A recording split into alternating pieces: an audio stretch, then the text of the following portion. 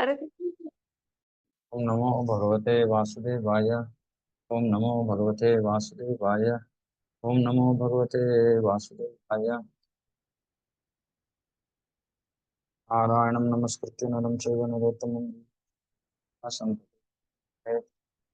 आयुषो भद्रेषु नित्यं भागवत सेवया भगवतीरुत्तमश्लोके भक्तिर्भवति नैष्टिकी ज्ञानतिमिरान्धस्य ज्ञानाञ्जनशलाकया चक्षुषं मिलितं येन तस्मै श्रीगुरवे नमः। नमो विष्णुपादाय कृष्णप्रेष्ठाय भूतले श्रीमते भक्तिवेदान्तस्वामिने नमः। नमस्ते सारस्वते देवी गौरवाणी प्रचारिणी निर्विशेष शून्यवादी पाश्चात्य देशतारिणी जय श्री कृष्ण चैतन्य प्रभु नित्यानंद अद्वैत गदाधर शिवासादि गौरभक्त हरे कृष्ण कृष्ण कृष्ण हरे हरे हरे राम राम राम हरे।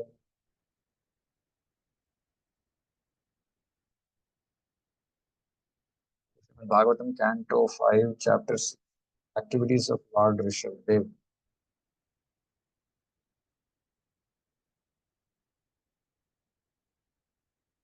राजोवाच न नौनं भगव आत्मारामाणां योग समीरित ज्ञान नानाववर्जित कर्म बीजानाम् ऐश्वर्याणि पुनः क्लेशदानि पितुम् अर्हन्ति यदृच्छोपगतानि।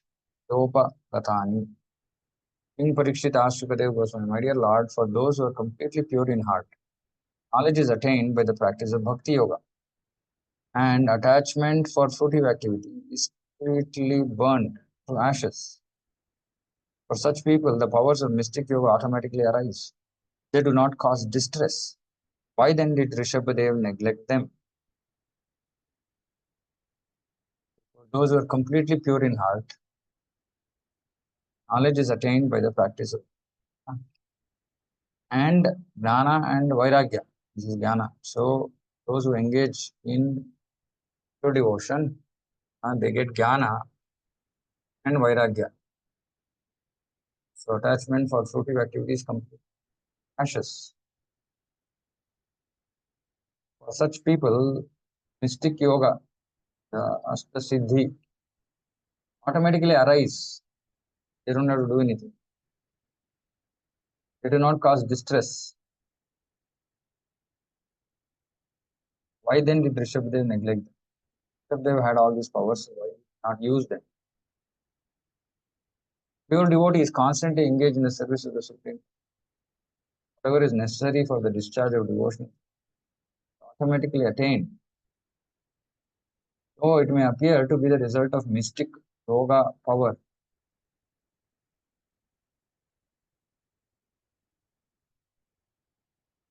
whatever is necessary for the discharge of devotional service is automatically attained for a pure devotee.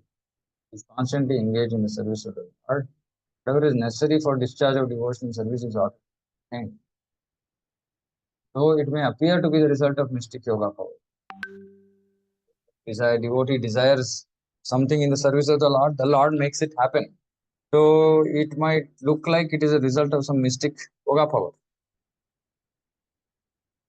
Um, Sometimes a yogi displays a little yogic power by manufacturing gold. A little quantity of gold captivates foolish people, and thus the yogi gets many followers who are willing to accept such a tiny person as the supreme personality, which we have seen so many, like lakhs and lakhs of people in it. So foolish. So they're willing to accept a tiny person. Prabhupada is saying, somebody who has this yogic power is a tiny person in front of the Supreme Lord. Might be great in the calculation of ordinary people, right? But in front of the Supreme Lord is just tiny, right? Not even worth, not not really so important or so big or so powerful. But still, people are so foolish, they're willing to accept.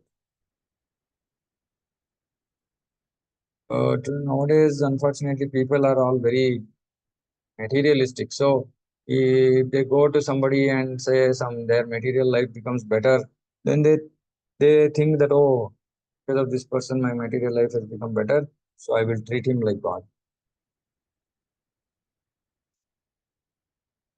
Such a yogi may also advertise himself as Bhagavan, Bhagavan so and so. However, a devotee does not have to exhibit such magical wonders. Without practicing the mystic yoga, he achieves even greater opulence all over the world, not just here, all over the world. But the circumstances, Lord Ṛṣabhadeva refused to manifest mystic yoga with perfection. Maharaj Parikshit asked why he did not accept it. Since for a devotee, they are not at all disturbing. Devotee is never distressed or satisfied by material opulence. So he is not distressed or disturbed, or neither is he satisfied. When material opulence doesn't mean anything for a devotee. So this is all material opulence, this Astasthi and all that. Generally, people who have it, they become disturbed. They try to use it for their own benefit, etc. But a devotee is not affected by such things. Concern, his only concern is out. Got it. By the grace of the Supreme Lord, a devotee achieves extraordinary opulence. He utilizes the opportunity for the Lord's service. That's all. He's not disturbed by it. Disturbed meaning he's not now wondering how to use it, how to increase his personal, opulence, etc., etc. No, he has that. He uses it just for the service of the Lord, and he's very happy to use it because it will. So Lord's service can be done nicely. However, he will use it. Krishna given. He's not disturbed, distracted, or anything by those powers. So, Maharaj Parikshit is asking, why did Ṛṣabhadeva, who would have used it, all these opulences in a constructive way, in constructive service of the Lord, why didn't he use it? Very important question. People ask Prabhupada also, what are your mystic powers? Prabhupada was a pure devotee, so he had all the mystic powers, but he just foolish people asking that question. So he just said, can't you see all these Mlechas and Yavanas now having become Krishna's devotees? That is my. But he didn't, obviously, didn't want to disclose that he had those powers. He gave a very witty answer. And which is true also. But it's not, he had more powers. So Prabhupada could just, by looking at us, looking at a person, know what is going on in that person. That's so we know so many ways. Shiruvacha. Tyam uktam kintu iga va eke namanaso anavasthanasya kata kirata iva skachante. Ṛṣabhadeva Goswami. Dear king, you have spoken correctly. However, after capturing animals, a cunning hunter does not put faith in them, or they might run away. Similarly, those who are advanced in spiritual life do not put faith in the mind. Indeed, they always remain vigilant and watch the mind's actions. Very, very important for you. Don't put faith in the mind. You should always be vigilant and watch the mind's action. Importantly, it's important to recognize the fact that constantly whatever thoughts are coming to our mind and whatever we're thinking is not necessarily the soul's desire. Soul desires sense gratification, then the mind will also engage in sense gratification. Then there is harmony between the mind and soul's desires. But suppose the soul desires Krishna, the mind might just be cheating us by making a show of Krishna consciousness. Meaning it looks like the thoughts coming to, or we feel that the thoughts coming to my mind is actually Krishna consciousness. But no, it's just the cheating of the mind. So the soul's desire is Krishna, but mind is, because it's been a long, loyal servant of false ego. It wants to cheat us. In the sense, it's not like it's consciously cheating, but it's propensity of the mind to engage in sense gratification. Because we've been doing it from time immemorial. The mind naturally goes into sense gratification because ego is not still, ego is still there. So a spiritualist, a devotee, he knows that okay, till the mind is completely spiritualized, till the false ego is gone, he has to be very, very careful because mind might then do things which devotee might assume to be spiritual, but which is absolutely material. So those who are advanced in spiritual life, not beginners. Beginners anyway, they can't control their mind at all. But those who are advanced, who control their mind, they still do not put faith in the mind. They're always vigilant and looking out. What is the mind doing? Bhagavad Gita 18.5, Lord Krishna says, Yajna dana tapakarma na tyajyam karyam evatat. Yajno danam tapaschaiva pavanani manishinam. Acts of sacrifice, charity, and penance are not to be given up, but should be performed. Indeed, they purify even the great souls. Yajna dana tapa. For one who has renounced the world and has taken sannyas should not renounce the chanting the Hare Krishna Mahamantra. Renunciation does not mean that one has to renounce Sankirtana Yajna. Similarly, one should not renounce charity or tapasya. The yoga system for control of the mind and senses is strictly followed. This is tapasya. This is tapasya. Yoga system for control of mind and senses. Ṛṣabhadeva showed how severe types of tapasya could be.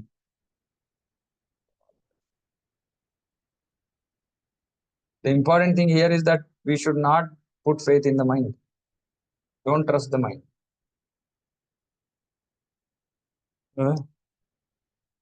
Mind might just say, okay, if we do this, then it's going to improve my Krishna consciousness. And we'll think, yeah, that's correct. But mind is just cheating.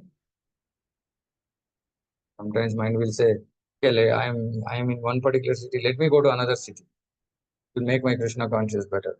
Or serving in one temple, let me go to another temple. Or I'm having one service, let me take up another service. That's going to make me happy. Right? But this is all just cheating. It's cheating process. So we should never trust our mind and we should not go with the mind. Our thoughts are coming. This is the reason why we should have somebody in our life who's advanced, can actually guide us and tell us what is right, what is wrong, whether what we are trying to do is right or not. Otherwise, mind will just mislead us. Please remember this, don't put faith in the mind. It might just look to you like mind is, your mind is, oh, my mind is already spiritual, it's only thinking of spiritual things. No. But it's a facade, it's like cheating. It just, you're just thinking, feeling that it's actually, but maybe it's not spiritual. Don't trust mind's action. तथा चोक्तम न कुर्यात् कर्हिचित् सख्यम मनसि ह्यनवस्थिते यद विश्रम्भाच चिराचीर्णम चस्कंद तप ऐश्वरम. All the learned scholars have given their opinion. The mind is by nature, very restless, and one should not make friends with it. If we place full confidence in the mind, it may cheat us at any moment. Lord Shiva became agitated upon seeing the Mohini form of Lord Krishna. Saubhari Muni also fell down from the mirror. And here Ṛṣabhadeva Goswami is saying that this is all because of the mind. Lord Shiva became agitated upon seeing Mohini. That is also the mind. Saubhari Muni fell down from the mature stage of yogic perfection. Mind. The first business of one trying to advance in spiritual life is to control the mind and senses. Krishna says in Bhagavad Gita, Maivamsho Jivaloke Jiva Manasastani Kartistani Karshad. All the living entities are part and parcel of the God and therefore in some position still suffering in this material world and struggling for existence due to mind and senses. Otherwise, there is no suffering, there is no struggle. If you leave the mind and senses aside and you just take objective look at things, okay, you just need some food, shelter, clothing, that's all, and devotion. Actually live in this world happily.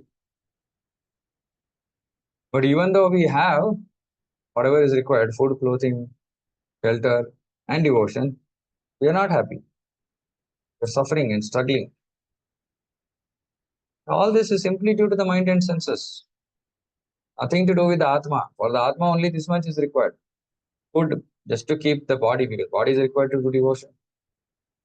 Clothing and shelter are basic requirements of the body, food, clothing, shelter. And then devotion, that's all is required. But mind and senses are not satisfied with that. More, they want this, they want that. So people are suffering and struggling.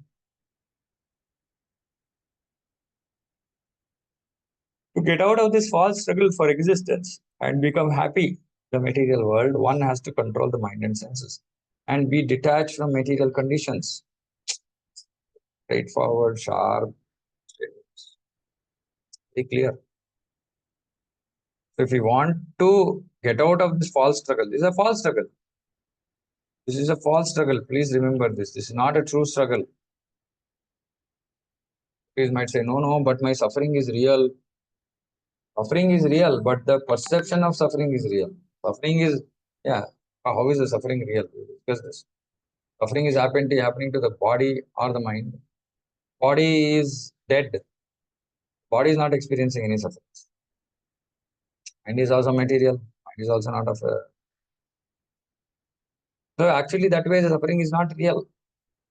But because we are attached to that suffering, it becomes real, and we feel that it is real and it's actually me. But it's not affecting the Atma at all. It's a false struggle. It's a false suffering. So to be able to come out of this false struggle, then we have to just control the mind and senses and be detached from material conditions. The important thing is detachment. If we are attached to material condition, then we can't control mind and sense, or we will get affected. So to remain detached means control of mind and senses. Meaning some situation happened, not so good. Mind will immediately going, it will start tripping. You just say, no, this is not me. It's just happening to the body. Anyway, it's destined to happen. Atma, I'm eternal. I'm the servant of Krishna. Krishna is my master. He's taking care of my life. For all this, we need to be able to control the mind. So Prabhupada is saying, what is the way to do that? One should never neglect austerities and penances. Should always perform them. So we should understand, along with doing bhakti, we should not do bhakti in a very comfortable, casual manner, saying, okay, every day, whatever time I get up, after that I will chant. Whatever food I get, I will eat. That way we will not be able to control mind and senses. Actually, the only reason why there are rules and regulations is to control the senses. That's the only reason why there are rules.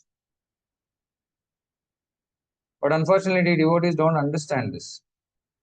That the rules are there for actually our benefit, so that we can control our mind, which is beyond our control. So if we don't follow the rules and regulations, so for example, getting up early in the morning, if we don't follow, then we will become lazy. We can't do devotion. We'll come down to the material platform. So too much sleep means tamoguna. Shastra says don't eat outside. If we don't do that, that means that we are following the rulings of the senses. And Tangi is saying, no, no, I want to eat this. This is nice. Chocolate is so nice. I have not eaten it for so long. I'm in the dham. Let me eat. Craziness. So Prabhupada is saying one has to follow rules and regulations. These are the austerities for what else what other austerities do we do? Nothing. No other austerities finances for getting up early in the morning, not eating non-prasadam, trying to follow a proper morning program. remain in the association of devotees, don't watch TV. The basic austerities. But we think even that is too much, bhakti is so simple, so powerful. Oh, it should be done happily. So I will happily do everything else also. That's not bhakti at all. So we have to take up these austerity conditions. So please understand, please learn to accept rules and regulations. Somebody says, don't do this, not somebody. Father said, don't do this, please follow it. Don't, we are very, we are very intelligent devotees. We come up with all kinds of intelligent reasons why we can follow, we can break the rule. But if you really think about it, it's all sense gratification. Somehow by breaking that rule, I'll feel happy. It's material. Lord Ṛṣabhadeva personally showed us how to do this. In the Bhagavatam, it is Swasradhuitrava Na Vivikta Sano Bhavet Palavan Indriya. Just the Vanaprastha sannyasi and brahmachari should be very careful when associated. See, of course, Vanaprastha sannyasi brahmachari. Grasta should be careful. One is forbidden to sit down in a solitary place even with one's mother, sister, or daughter. Forbidden. In our Krishna consciousness movement, it has been very difficult to disassociate our men in our society, especially in Western countries. We are therefore sometimes criticized, but nonetheless, we are trying to give everyone a chance to. If we stick to the principle of chanting Hare Krishna Mahamantra offenselessly, then by the grace of Srila Haridas Thakur, we may be saved from the allurement of women. However, if you are not very strict in chanting Hare Krishna Mahamantra, we may at any time fall with. So we should understand the rule is try to be very careful when associating. It's the same thing with for women. Be very careful associate. Sometimes what happens that generally I've seen this, preachers are male, women generally require emotional support, etc., etc.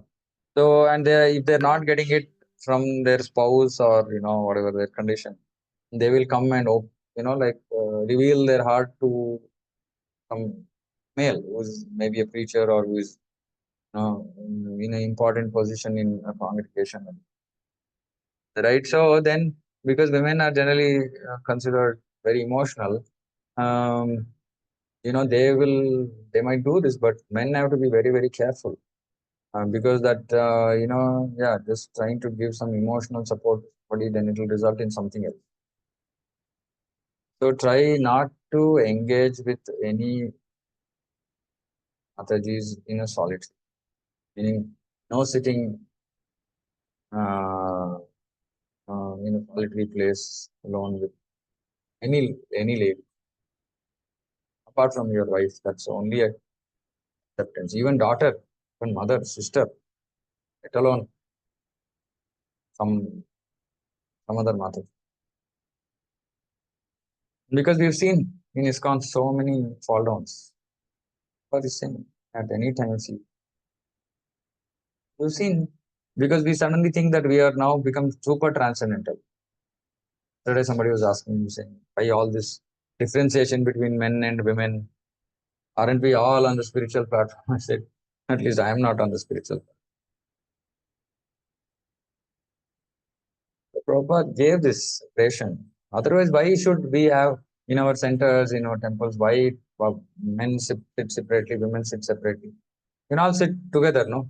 Because wherever you go, otherwise, apart from ISKCON, all people, family or friends or whatever it is, they all sit together, men, women. But Prabhupada made this separation for a reason, and that separation has to be worshipped, has to be respected. It's not that it's only separation when you're sitting in class. Then after class, okay, you mingle however you want. No, when their distance has to be made, their separation has to be. This is very, very important. A very important principle for us. I mean, Vanaprastha, Sannyasi, Brahmachari, if they even think of associating mostly with their Vantasi, they're like their own vomit. They're rejected. Grihasthas, because they have some license to associate with women, they cannot take it very. And I also request and pray to all Matajis, saying, not don't create situations for others. Don't try to get too personal with, and also even physical distance. Now, when you're standing with other men, please maintain sufficient physical distance so that there is absolutely no contact. Right? Very, very important. Unfortunately, we are not taught all this, and people who are especially working in corporate and all that uh, is not only not. I mean, when is it considered like it will be like a taboo? Oh, why? It's okay. We're all working together. Okay to have physical problems. Absolutely not okay. Prostitution. You have to understand. Like these are harsh words of the otherwise, why are we calling somebody Mataji? And why are Matajis calling somebody Prabhu? Prabhu means worshipable. You keep them at a distance. Respect comes first. Means first respect. Right? And we are calling other women Matajis because we want to treat them like mothers. And here Shastra is saying, Gautami is saying, don't even sit alone with your mother. It'd be too much, too strict. But this verse is saying, Balavan Indriya Gramo. Indriya, Grama, Indriya, the senses are very Balavan, very powerful. Kamsam api karshati will destroy even a Vidvam, destroy even somebody who is very learned, scholar. And Prabhupada is saying uh, the only way we can protect ourselves if we stick to the principle of chanting Hare Krishna Mahamantra offenselessly. But this is all package deal, right? So if we are associating closely with women, we are thinking about other women, etc., then we will not be able to chant offenselessly because we will be in this Aham and Mama platform, 10th offense. So we will never be able to chant Hare Krishna Mahamantra offenselessly, which means that we will not be able to control our mind. We will not be saved from material allurement and we might fall down. So we have to please understand this. We have to maintain this respect. This is why again, this is just one principle, one rule. Other rules, all of which also have to be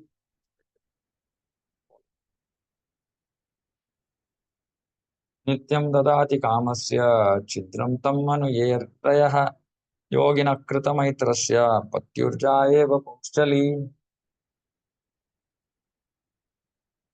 An unchaste woman is very easily carried away by paramours. It sometimes happens that her husband is violently killed by her paramours. The yogi gives his mind a chance and does not restrain it. His mind will give facility to enemies like lust, anger, and greed, and they will doubt. Very, very important. Unchaste woman, usually actually means is very easily carried away by paramours. Paramours are others who adore her apart from her husband, other men.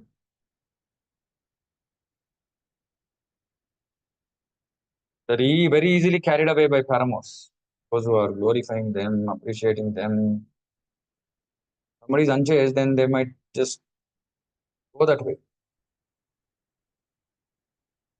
So the yogi gives his mind a chance, does not restrain it. A chance, please note this, really, I mean, it's so powerful. If you give a chance, one chance, saying, okay, just one time, mind will give facility to enemies like lust. Which means that even though, say, actually, this is very, very powerful. Even though, say, actually, we've got rid of to a great extent lust, anger, greed. If we give a chance, the lust, anger, greed will enter again. Once lust, anger, greed enters our heart, then again it will kill our yoga, kill our bhakti. Purport in this verse, the word pumschali refers to a woman who is easily carried away by men. Such a woman is never to be trusted. Fortunately, in the present age, women are never controlled. According to the directions of Shastras, women are never given freedom. When a child, a woman must, when a child, when she, child, woman must be strictly controlled by her. When she is young, she must be strictly controlled. Please see the words. Strictly controlled by her husband. And when she is old, she must be controlled by her elders.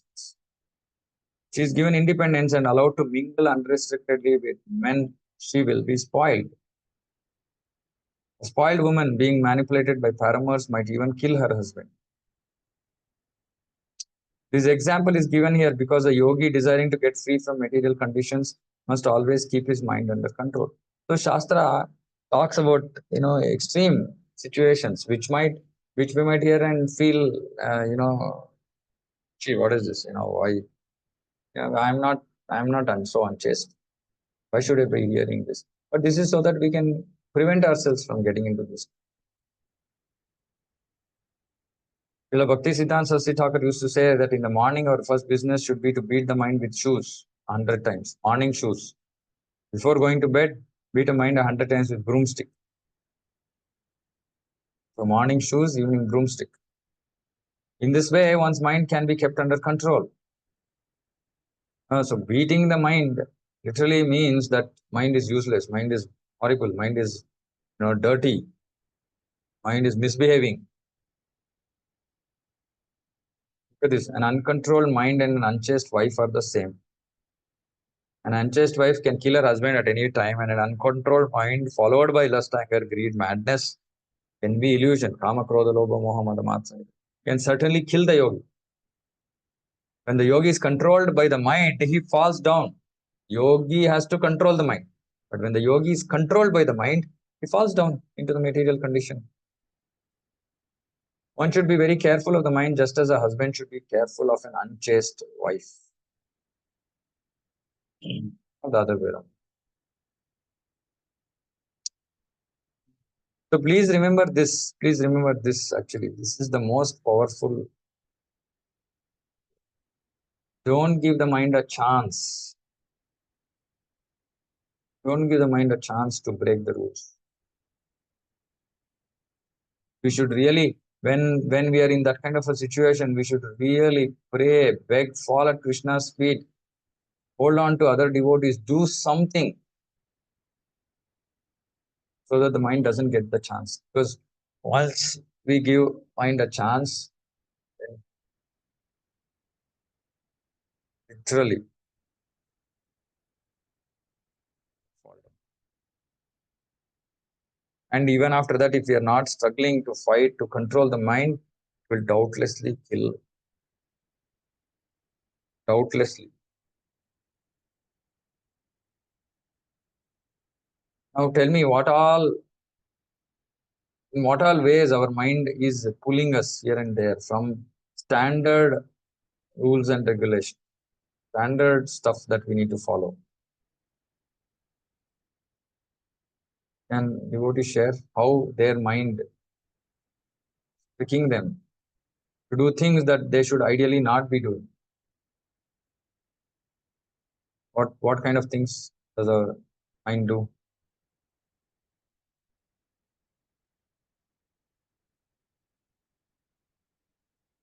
Any suggestions how our mind acts? It is non-Krishna conscious.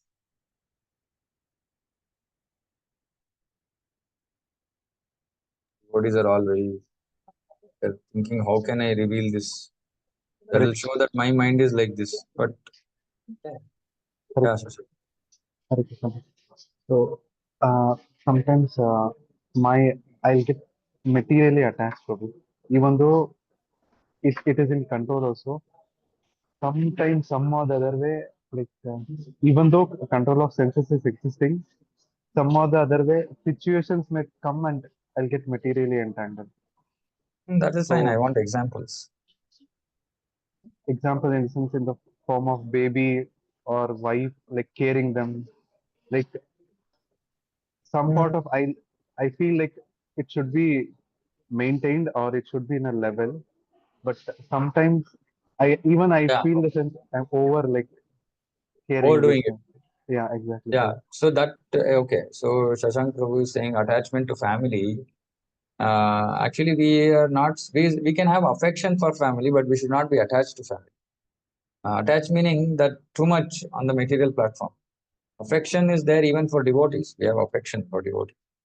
Um, yeah. So sometimes we go overboard, trying to protect our family, trying to give them some things. Might not be material at all, right? Then uh, mind leads us to buying things for ourselves, eating more than required, in envying somebody, pulling somebody down, talking about somebody behind the back.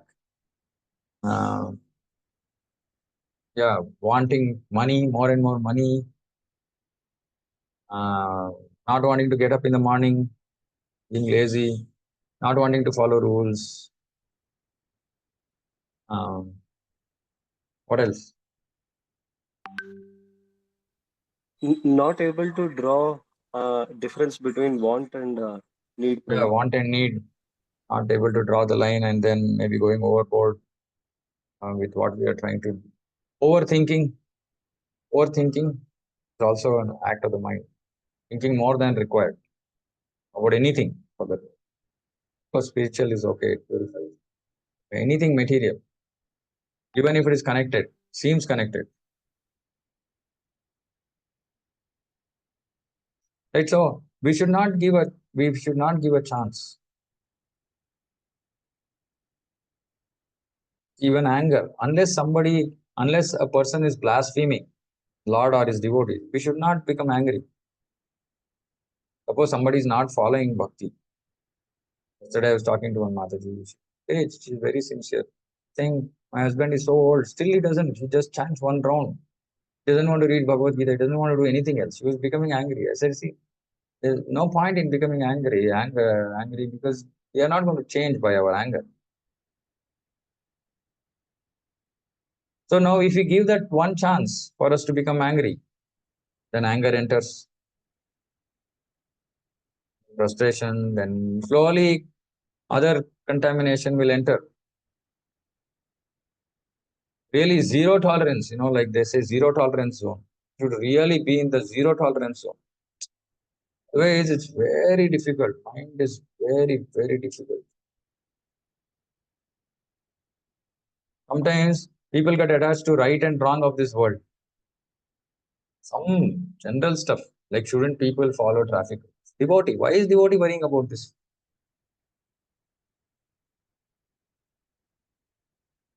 Right? And we generally talk about things which are not relevant at all of the times. Worried about future, mind. So like this, mind is just cheating us all the time. Cheating us all the time.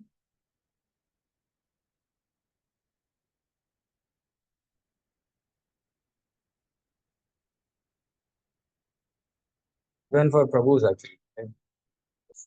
Whatever, you're in a satsang, etc. Generally better not to try not to look at other women at all. I keep observing, in our satsang. See somebody like who's are looking at the Islam. Should not. I mean, these are all very basic things. Very basic things. So don't let your mind cheat you. I mean, there will be 100 other things that our mind is doing, right? Just taking the top, right? So, which is why devotion is not easy. Pure devotion is not easy.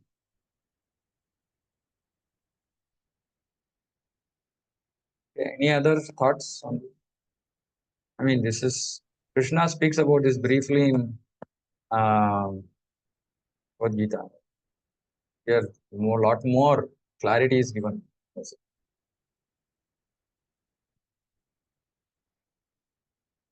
Wanting appreciation,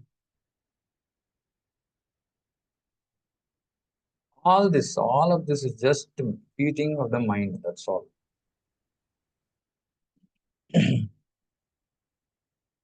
Okay, any thoughts? Anybody? Yeah, as you told in Bhagavad Gita, Krishna has briefly explained this. Prabhupada, in all his purports, explained us how to control our senses, like which you already discussed in the class, non prasadam, or regulative principles. And talking only how much is needed, no Yeah. extra talkings. Yeah, actually, this is one more important thing. Actually, a lot of Matajis come to me and tell me saying that, like my Prabhu doesn't talk much to me, and it's their grouse. They want, even though they are devotees, they want everything to be just like karmis. I asked them saying that, what do you want your husband to speak? Krishna Katha, very happy. Sit and discuss Krishna Katha for hours. But don't expect small talk. Small talk means, oh, how are you? What are you doing? See, some care has to be shown, right? We have to care for all devotees. Why just husband and wife? And that has to be in action, not in words. Oh, how are you? Are you doing okay? It is not required. This is all just fluff. Important thing is, okay, if somebody needs to be taken care of, they need to be taken care of. Simple. But these are all mundane requirements. My husband doesn't take me out. My husband doesn't, talk to me. General stuff. What general stuff? Why general stuff has to be spoken? So again, our mind is just cheating us, in various ways. Sometimes some men say, "Oh, okay, my wife doesn't dress up nicely." I mean, which means that you not come on the platform of bhakti at all. You're still on the platform of material conception. Somehow, by Krishna's mercy, you're fortunate. You're chanting already.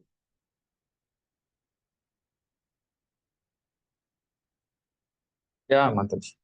Hare Krishna, Prabhuji, that was pranam. Well, Prabhuji, when you're talking about mind and we are talking about Krishna consciousness, with all due respect, Prabhu, at times, many a times, see, as a woman I'm talking, it is just not enough that your husband is just taking care. You want to be felt. You want a hand around. You wanting some other 24. I'm sorry, with all due 20, like you want him to talk something more than like sometimes when how the kids, what happened in the day. I don't know, Prabhu. And it's a relation more beyond other relations, right? Otherwise, you feel one among them. No, I mean, but the relationship. I went through a phase like this. I really went into a depression phase. I asked my Guru Maharaj. He told Uncle, you have to be there. There is nothing wrong in holding a hand. There is nothing wrong if you. I'm not saying that beyond, but you have to be felt that he is there. The support is there. Yeah, Maybe which is what. Yeah, after absolutely, an age, right. maybe after an age, maybe after this thing. I sometimes want him to take me out at least for Yeah, I mean, Prabhu, because at times it is, I don't know how to explain it. At times it is. see And many times now, like you're talking, we talk about mind. Many times sometimes when you're in a very adverse relation, there's the death of so many times you're in such a dilemma. Like you say, yaar karma sab kuch hai na. No, yeah, like you're amongst karmis. Many times you say your karmi sab kuch hai. Why there's only one lifetime? You don't know next time. Even you won't remember. You have to be mentally very strong to be in KC. But that is the whole control of the mind, right? Yeah. That is the whole Yeah. control of the mind. Yes, See, yes. these Prabhu, are. But then there is an intelligence. How do you differentiate that intelligence factor, your mind factor, your emotion? See, I'm like, with the grace of Lord, I'm into a long period into it. We understand that this is the best. There can be nothing more fortunate than being in KC. There can be nothing more having so much of Smriti than being in KC. But the emotional aspect of it has to be there, Prabhu. I just can't be there, and Prabhu not even just saying, why, how are you, or what are you? Like even Guru Okay, Maharaj so always asked, how are you? How okay, are you feeling? yeah, okay. So let's analyze this, right? See, again, the emotions are, it's all the mind, right? Basically, thinking, feeling, willing is. No, when the mind is when the mind is completely spiritual, on the spiritual platform. Say, suppose, we are engaged in we are in a kirtan, or we are in some amazing class of devoting, and our mind doesn't go here and there, which basically means that when we are absorbed in Krishna consciousness, mind doesn't pull us down to the material platform. That is something that all of us have experienced. Now, our problem is, because the intensity of our bhakti is wavering, then what happens is, at times, suddenly the spiritual goes down and material comes up. Okay. And now, yes, this is real.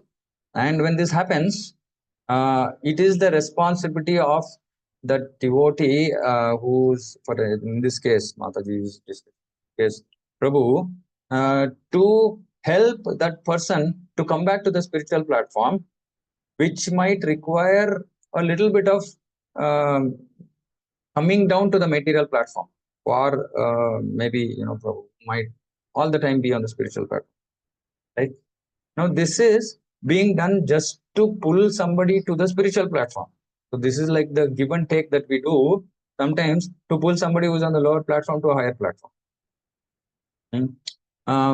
But this should not become the norm.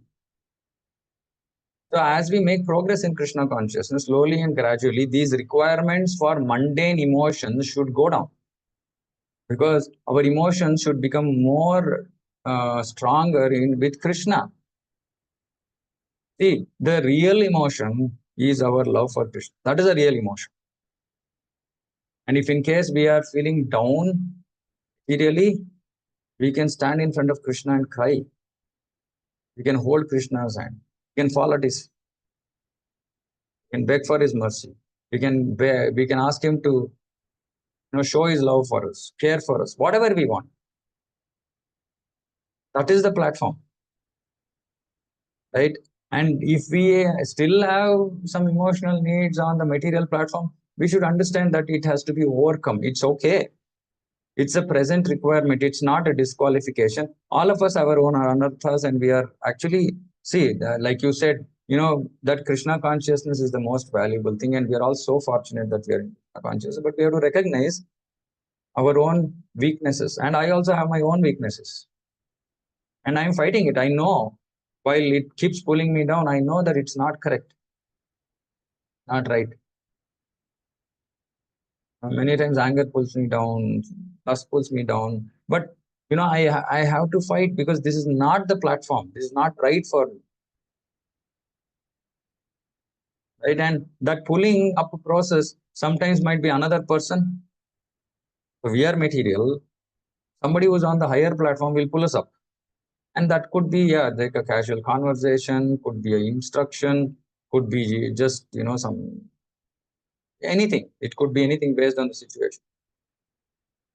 But the person who has come down to the material platform has to realize that this is not the correct platform. I have to raise myself up. I have to go up. I should stop expecting these mundane emotions. Let me develop my emotions towards Krishna. If you have a really, very tough, some bad event that has happened, very distressful, please take that opportunity to increase your relationship with Krishna. Right? But we should understand, okay, my mind requiring all these things, but it's not thing that I should try and help.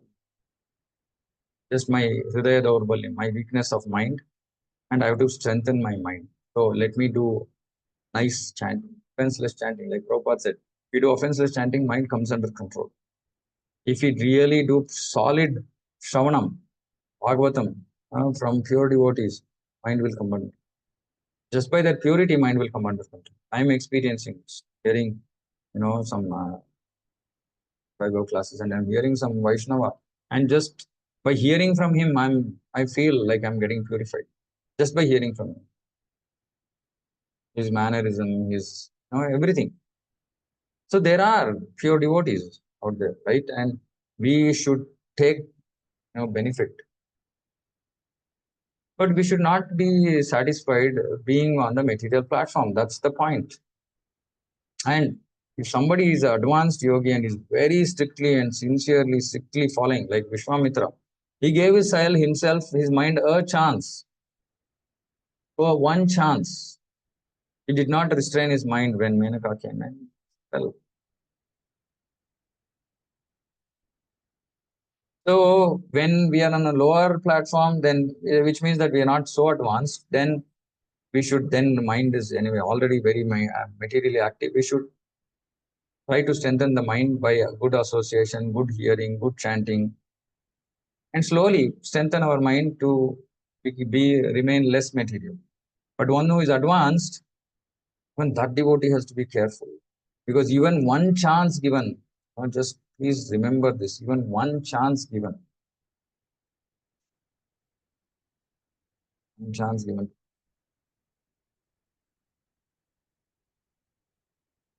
Anything else?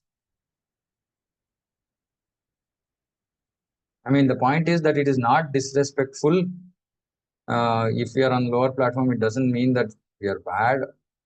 It just means that we have still more progress. And Krishna wants us to make progress, move away from the mundane material. That's the essence. And Krishna is there to fill in all that, whatever material motions, etc., that we want. Krishna is there to fill in. He will do the needful. Anything else? Prabhu, Hare Krishna, Prabhu. Prabhu, when we are into that, like how to come back, Prabhu, or how to draw a line where, like, sometimes we may By fall knowing down, where as to draw in the the case line. I said. Yeah, so I'm saying Okay, you should know where to draw the line. So if you don't know, then you ask those devotees who know where to draw the line, and then you figure out where the line needs to be drawn. You try to see if you can stick to that. Okay. Thank you. Okay. Okay, anything else? This is my personal experience, Prabhu. And for all the questions being asked, so 4 to 5 years back, I read Bhagavad Gita. I was following for some time, and I got a gap of 5 years later. And association was I was not in association with devotees. Somehow all the thought process have changed. Again, when I started reading Bhagavad Gita, again, I was just recollecting all the things which I read 5 years back, and I was repenting. Oh, 5 years, I just wait. After reading it, I did not practice it, and I lost my 5 years. I was talking about some mundane matters. I was more associating with the relatives who are not in touch with Prabhupada books and all. So the best thing to control the mind is you should not stop reading the books. Just read the books. So all the questions are already answered in Prabhupada's books, in Bhagavad Gita especially, how to control the mind. In mostly all the purpose, Prabhupada is stressing how to control the mind. So again, I read it and I got my doubts clarified. So I suggest everybody to again read Bhagavad Gita once again, so that all the questions will be answered. See, this is a real example of how, maybe Mataji just gave herself a chance because she gave up, last devotee association, not reading, and then she just let go, saying that, it's okay. Then now she's saying 5 years lost. I mean, she's fortunate that she came back, right? Because I know of devotees who gave that chance for themselves and just went off, right? So it's very, very important. Don't give your mind a chance. Somehow always remain in the protection of other devotees, association of other devotees. Don't go outside devotee community. Now, whatever Sumandra Mataji is saying, all said and done, it's perfect because Prabhu is Krishna conscious, right? And if she's depending on him for some support, it's absolutely fine because it's protected emotion. Her emotion will still be protected. But if it is a karmi, it's a non-devotee, then it's gone. It is gone.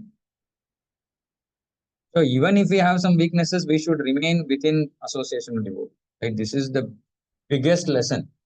Actually, our interest to read Bhagavad Gita or get back into our devotion is not just a result of Bhagavad Gita. It's a result of association.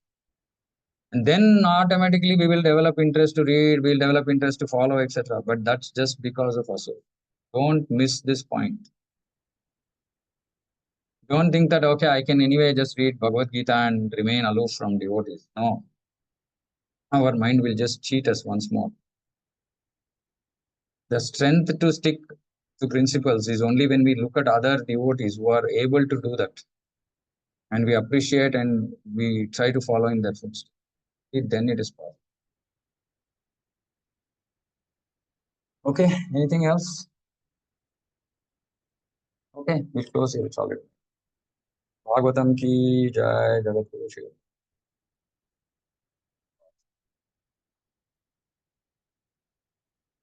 Hare Krishna ಪ್ರಭು, ಬಹಳ ಧನ್ಯವಾದಗಳು ಪ್ರಭು. Hare Krishna Prabhu Pranam. Hare Krishna Hare Prabhu. Krishna. Pranam. General Pranam to everybody assembled. Hare Hare Krishna Prabhu. Hare Krishna Hare Krishna Prabhu. Prabhu. Hare Krishna Prabhu. Hare Krishna Pranam. Hare Krishna ಪ್ರಭು, ಧನ್ಯವಾದ ಪ್ರಣಾಮ. Hare Krishna Prabhuji. Pranam Prabhu. Hare Krishna Prabhu Pranam.